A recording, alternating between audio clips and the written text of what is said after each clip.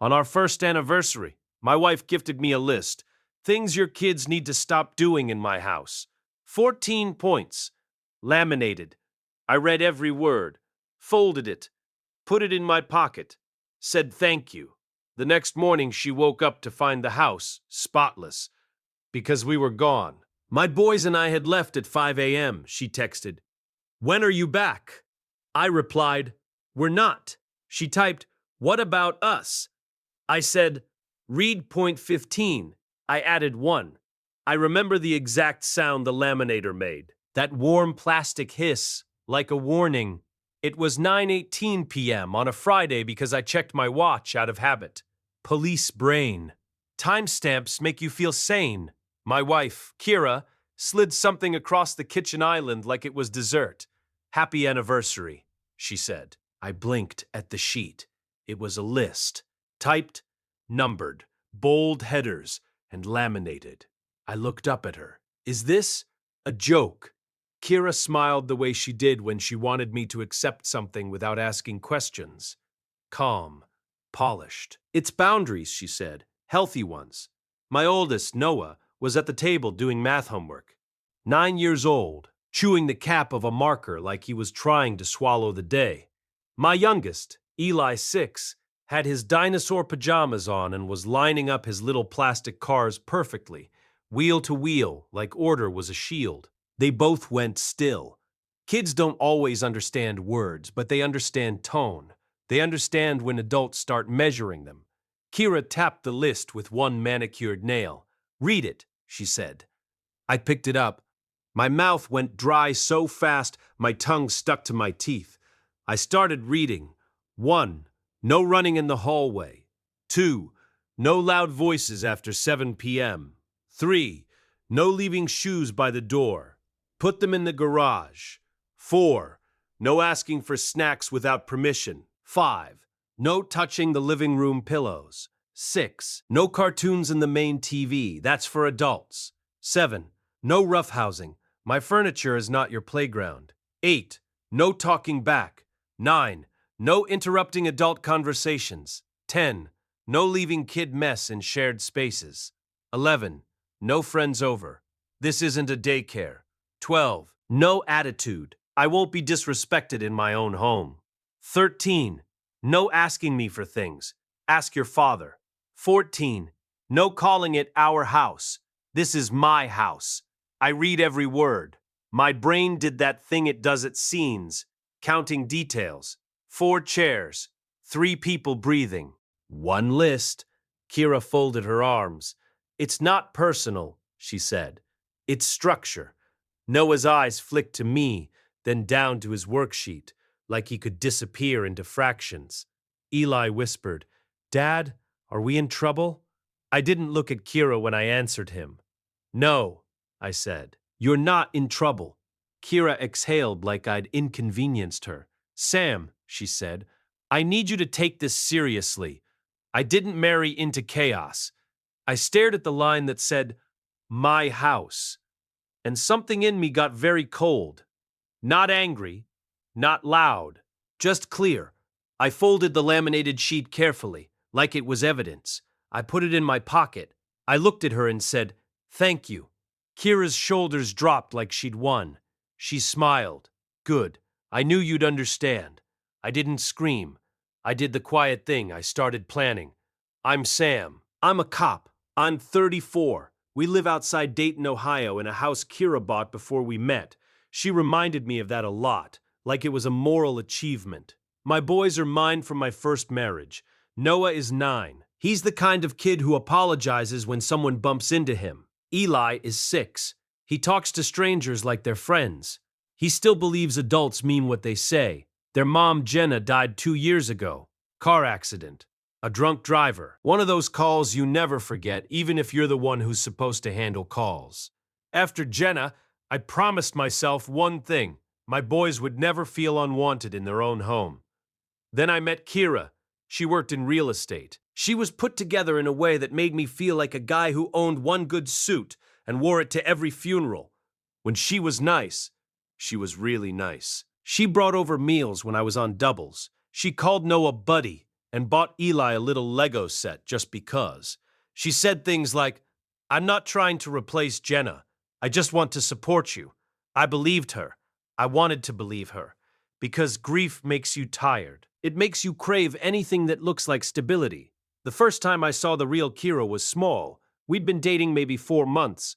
Noah came inside after playing in the yard and forgot to take off his shoes. Just two muddy prints on the mat.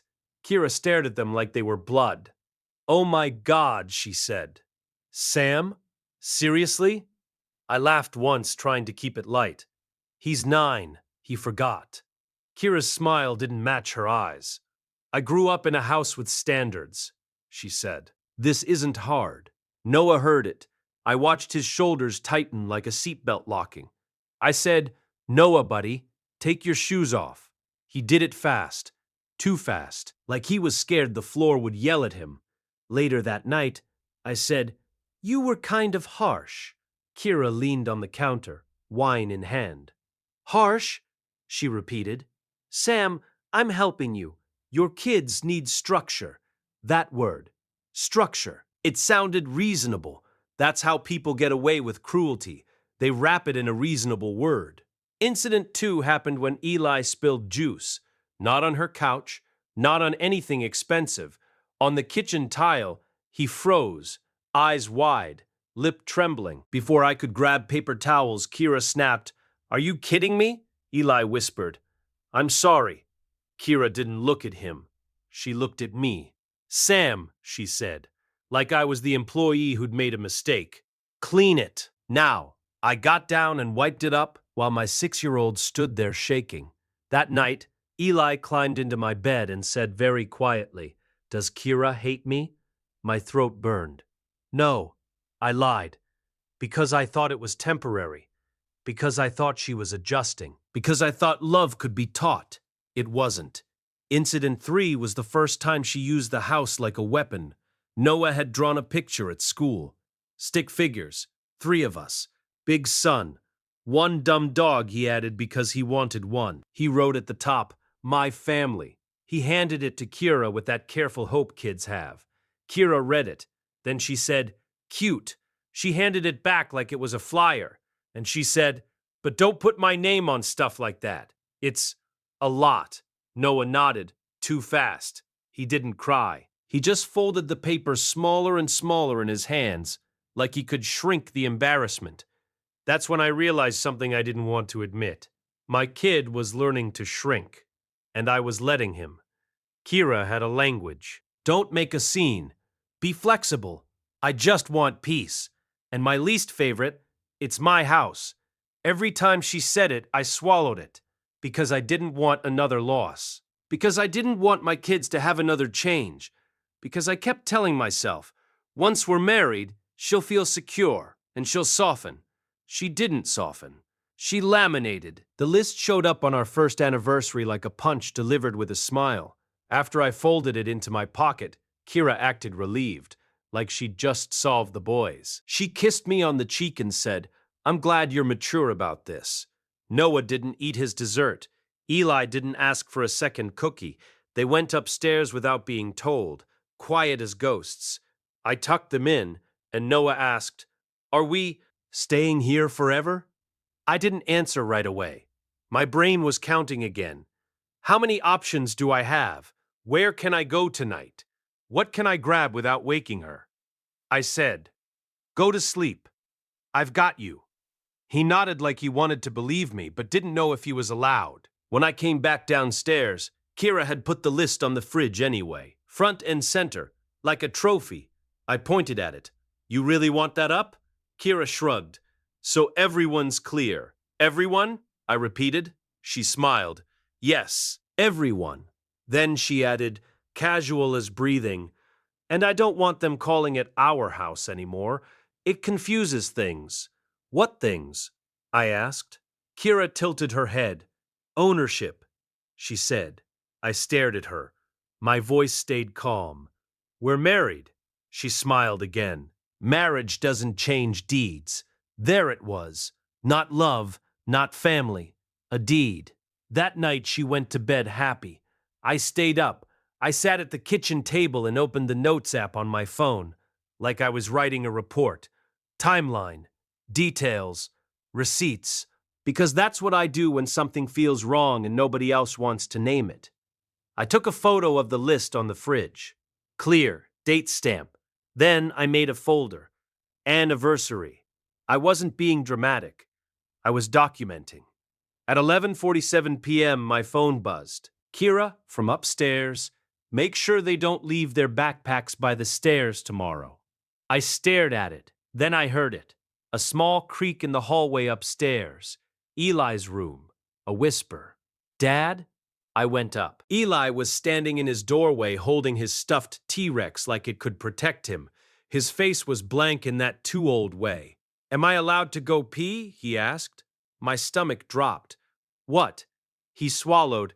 The list says no loud doors after 7. The bathroom door is loud.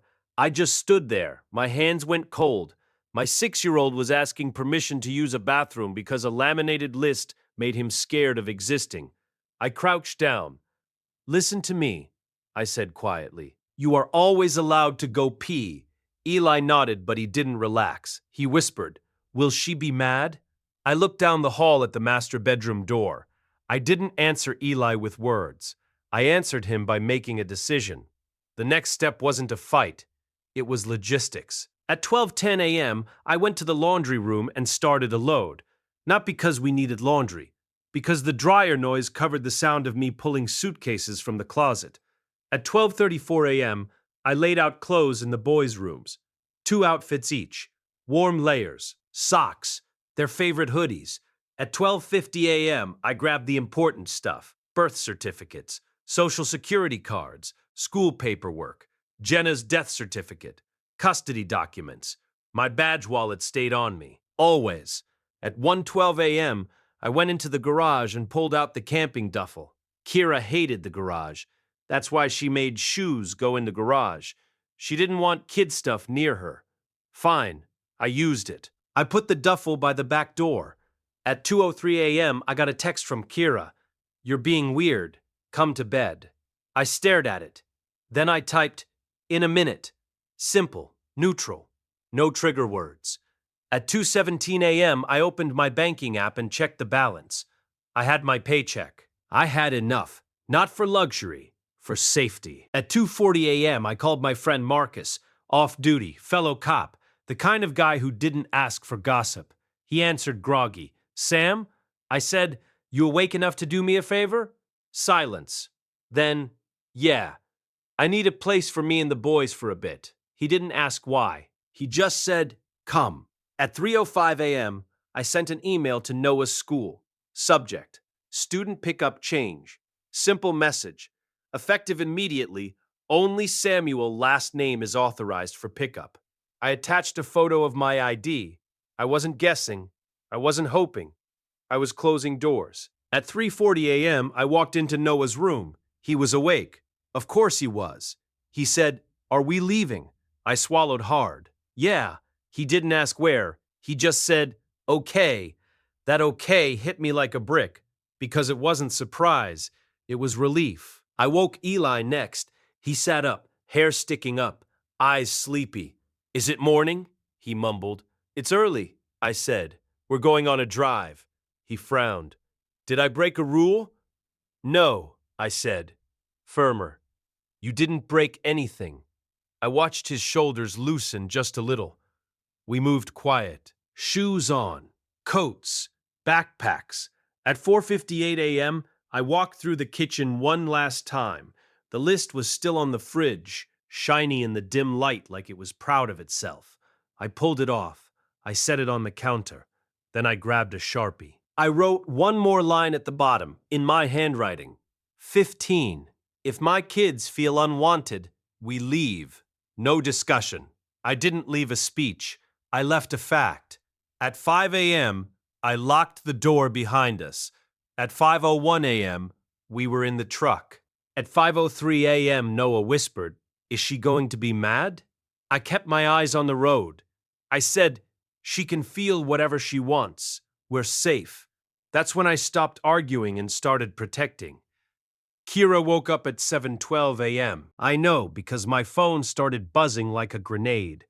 First call, missed. Second call, missed. Then texts. Where are you? Sam! Why is the house spotless? Are you seriously playing some kind of game? At 7:23 a.m., when are you back? I looked at Noah in the passenger seat. He was holding his backpack in his lap like it was his whole life. Eli was in the back, half asleep, stuffed T-Rex under his chin. My hands were steady on the wheel. I typed, "We're not." 3 dots appeared immediately. What? Don't do this. Sam, stop. What about us? I parked in Marcus's driveway at 7:41 a.m. Marcus opened the door in sweatpants, saw my face, and just stepped aside. Room's ready, he said. Noah and Eli walked in like they'd been holding their breath for weeks. Eli whispered, "This house feels nice." That almost broke me. I walked back out to my truck, sat in the driver's seat, and looked at my phone. Kira, Sam, you can't just take them. This is my house. My jaw tightened. Not because she said my, because she said them. Like my sons were furniture, I replied. Read point 15. I added 1. There was a long pause. Then, you can't add points to my list. I stared at that text. I actually laughed once, quietly, because it said everything. At 8:09 a.m., I sent one message to our shared family group chat. Kira, her mom, her sister, and me. One sentence. The boys and I are safe and not returning. Please communicate through text only. No explanations, no debate. At 8:17 a.m., her sister replied, "Wow." At 8:19 a.m., her mom replied, "This is immature. Marriage takes work." At 8:22 a.m., Kira called again. I didn't answer. At 8:45 a.m., Kira showed up at Marcus's house. Of course she did. She didn't know Marcus's address because I gave it to her. She knew it because she'd looked at my location history on the shared iPad we kept on the kitchen counter. That's what she'd meant by ownership. Marcus texted me from inside. She's here, on the porch. She's smiling like a realtor. I stepped outside. Kira was standing there in leggings and a clean hoodie, hair perfect, phone in hand. Her face shifted into concern when she saw me. "Sam," she said softly, like we were on camera. "We need to talk." I didn't move closer. I kept my voice calm. "What do you want?" I asked. She blinked like she didn't expect the directness. "I want you to come home," she said. "This is ridiculous." "No," I said. Her smile twitched. "You're overreacting," she said. "It was just rules. Every house has rules." I nodded once. "Not like that." Kira's eyes narrowed. "So you're choosing your kids over your wife." I stared at her. "You just asked me that like it's a bad thing," I said. Her cheeks flushed. "I'm your wife," she snapped. "This is supposed to be our life." I didn't raise my voice. I said, "My kids are my life." Kira stepped closer, then stopped when she saw Marcus behind me. Witness. That's what changed it. She lowered her voice, sweet again. "Sam," she said, "you can't keep them from me. They live in my house." I took a breath. Then I said one short sentence, clear enough for everyone to hear. "They're not your property." Kira's face hardened. "You can't do this," she hissed. "I'll call someone." I nodded. "Go ahead," because I already had. At 9:30 a.m., while she sat in her car outside, I was on the phone with a family law attorney my union recommended. I didn't tell the lawyer a dramatic story. I told her facts, dates, quotes, the laminated list, the my house language, the impact on the boys. And I said the line that mattered. My 6-year-old asked if he was allowed to use the bathroom. The attorney went quiet. Then she said, "Keep every message. Do not meet her alone. Do not return to that house." At 10:12 a.m., Kira texted me from the porch. "If you don't come home, you're abandoning your marriage."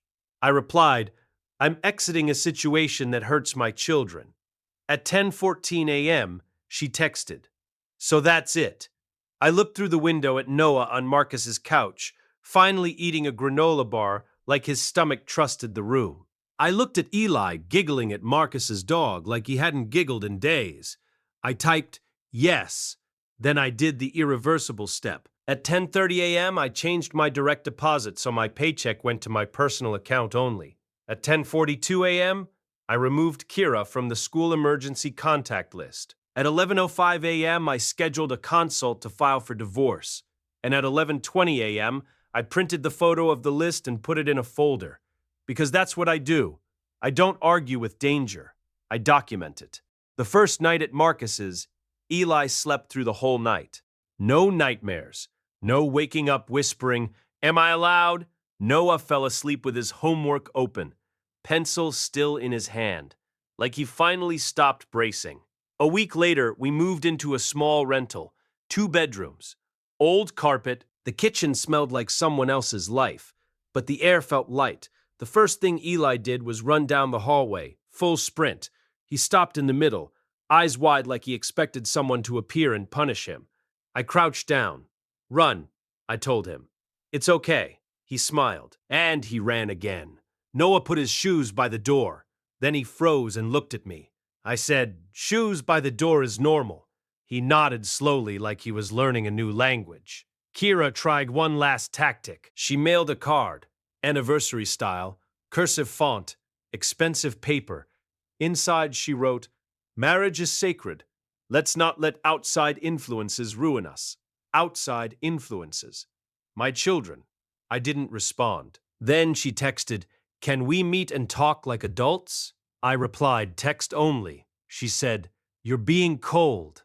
I said, "I'm being clear," because I'd learned something on the job and in my own life. People who want control will always call your boundaries cruelty. The boys didn't need a stepmom who laminated their existence into restrictions. They needed a dad who didn't negotiate their worth. Kira wanted a house. I wanted a home. Those are not the same thing. Now my boys laugh louder. They eat snacks without asking like they're committing a felony. They call it our place and nobody flinches. Kira can keep her list. She can keep her laminated rules and her deed and her my house. Access to my kids is not a spouse benefit, and access to me is not a family right. I'm not available for that.